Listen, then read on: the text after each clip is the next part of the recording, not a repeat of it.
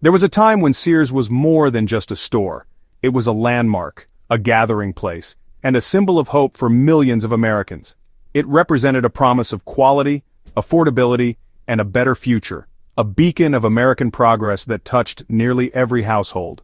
The Sears Tower once dominated Chicago's skyline just as Sears itself dominated the landscape of American retail, standing tall as a testament to ambition and innovation.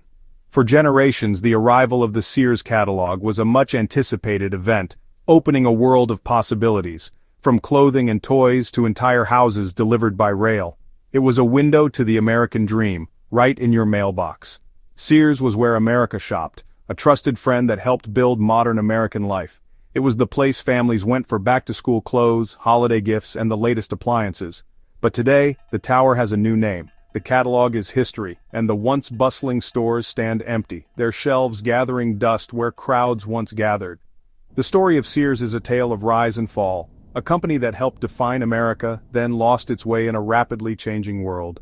To understand its decline, we must first appreciate the incredible heights it reached and the dreams it inspired in generations of Americans.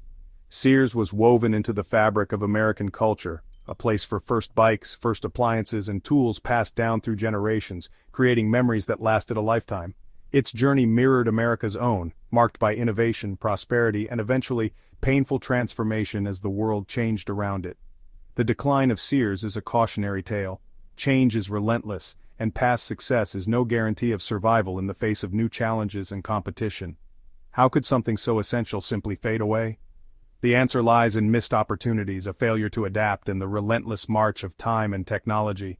The echoes of its greatness linger, now joined by the silence of what's gone, a reminder that even giants can fall if they stand still for too long. Sears began not in a grand store but with a simple idea, bringing goods to people no matter where they lived. At a time when most Americans lived far from bustling cities, shopping for even basic necessities could be a challenge. The dream was to bridge that distance, to make the world of commerce accessible to everyone, regardless of how remote their home might be. In the late 1800s, rural Americans had little access to affordable products. Local general stores often carried limited stock and charged high prices, leaving families with few choices. For many, the arrival of a package from afar was a rare and exciting event. Richard Sears, a railroad agent, started selling watches by mail, an idea that grew into the Sears, Roebuck and Company catalog. What began as a side business soon blossomed, as Sears realized the power of mail order to reach customers everywhere. The wish book became a lifeline, offering everything from tools to entire house kits. It was more than a catalog, it was a window to a wider world, filled with possibilities and dreams for families across the country. It broke down barriers of geography, letting a family in Nebraska shop like someone in New York. Suddenly the latest innovations and comforts were within reach, no matter where you lived. Sears built trust with a bold promise, satisfaction guaranteed or your money back. This was revolutionary at a time when buying sight unseen was risky, and it set Sears apart from competitors. This guarantee made mail-order shopping safe and reliable, forging a powerful bond with customers. People felt confident ordering from Sears, knowing their hard-earned money was protected. The catalog sold everything imaginable, even over 70,000 house kits, many still standing today. These homes became part of the American landscape, a testament to Sears' reach and impact. For decades, the catalog was a constant in American homes, teaching people about new products and ways of living. It inspired dreams, shaped tastes, and brought families together as they browsed its pages. Sears understood its customers deeply, knowing their needs and dreams. The company listened, adapted, and grew alongside the people it served. By connecting rural America to the marketplace, Sears did more than sell goods. It helped weave the country together. The catalog became a symbol of progress and unity, linking distant communities. The catalog was the engine of Sears' growth, laying the foundation for a retail empire. Its pages turned with the times, reflecting the changing face of America. It created a shared consumer culture, uniting Americans coast to coast. No matter where you lived, the Sears catalog was a familiar friend. Sears' story began with a simple promise: to bring the world to your doorstep, and for generations, that promise changed the way America shopped, lived, and dreamed. As America urbanized and cities grew, Sears recognized that the future of shopping wasn't just in mail-order catalogs, but in the experience of visiting physical stores. The company saw an opportunity to bring its trusted brand directly into communities, making shopping more accessible and personal. Under visionary leaders like General Robert E. Wood, Sears boldly expanded into brick-and-mortar locations throughout the 1920s, transforming the retail landscape and setting new standards for American commerce. These new stores were strategically built on the outskirts of cities, featuring expansive parking lots designed for the booming car culture. Families could now drive in comfort and convenience, making shopping a part of their modern lifestyle. These weren't just ordinary stores, they became destinations where customers could browse aisles of trusted catalog products in person, enjoy the latest innovations, and experience the excitement of shopping together. Sears soon became the anchor of shopping malls across America, turning weekend trips into a cherished family ritual for millions. You could buy appliances, clothes, tools, and even get your car serviced, all under one roof. The convenience was unmatched, and the variety was staggering. Sears was at the very heart of the suburban dream, serving a rapidly growing and prosperous middle class, and helping to shape the American way of life. By the middle of the 20th century, Sears had become the largest retailer in America, its dominance and influence in the retail world truly unmatched. The company continued to adapt to changing times, seamlessly blending its legendary mail-order business with its ever-growing network of retail stores, creating an unstoppable force in American commerce. This innovative dual strategy made Sears a true retail powerhouse, admired and imitated by competitors everywhere.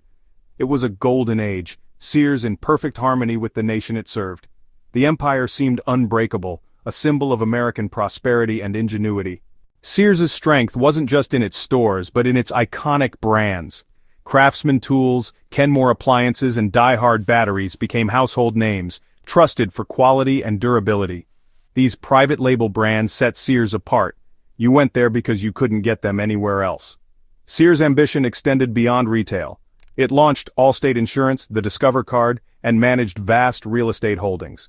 For a time, Sears was a diversified powerhouse, retail, finance, insurance, and real estate under one roof. The company built an ecosystem where Americans could shop, insure, and invest, all with Sears. Its brands inspired loyalty and trust, making Sears a fixture in American life. Innovation and diversification seemed limitless. Sears was more than a store, it was an institution. At its peak, Sears seemed untouchable, but success bred complacency. The company became bogged down in bureaucracy, losing its innovative edge.